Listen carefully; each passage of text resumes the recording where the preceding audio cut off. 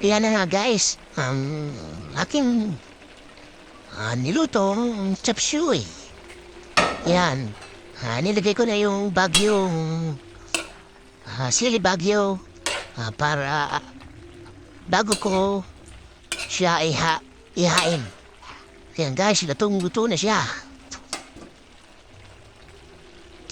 Yan. Yan bago nga pala guys. Ipakita ko sa inyo guys yung aking mga rekado. Prepare ko na yung gulay at ang atay balunan. Sibuyas, bawang. Kaya guys, ayan na nga. Nagisa na ako ng bawang. Ayan. Sinanad ko na yung sibuyas. Yan. Hinalo ko. Pagkatapos, iligay ko na rin yung atay balunan. Ayan, halo. Hinalo ko ng hinalo. Ayan guys. Tinakpan ko na. Saglit. Ayan guys.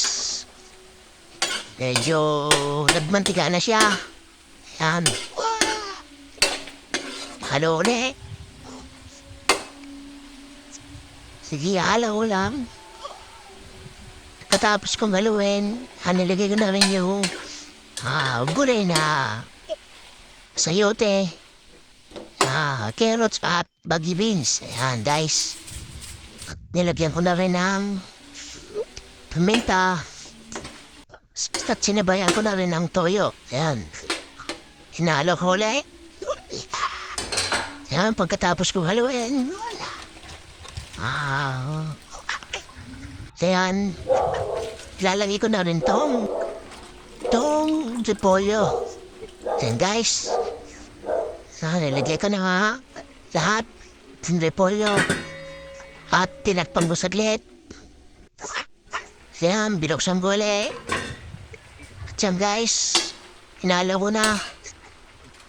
Hinalo mo ng hinalo guys para maluto. Yan guys, tapos kong haluin lahat. Yan.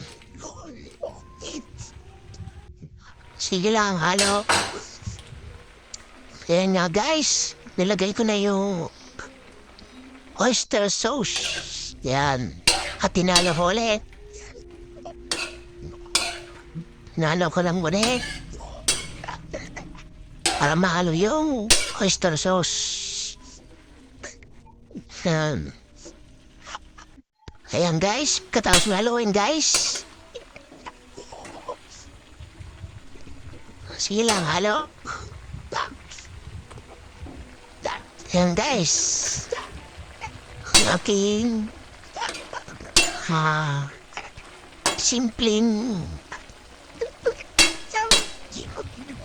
chop suey. Kaya luto na siya guys. Salamat sa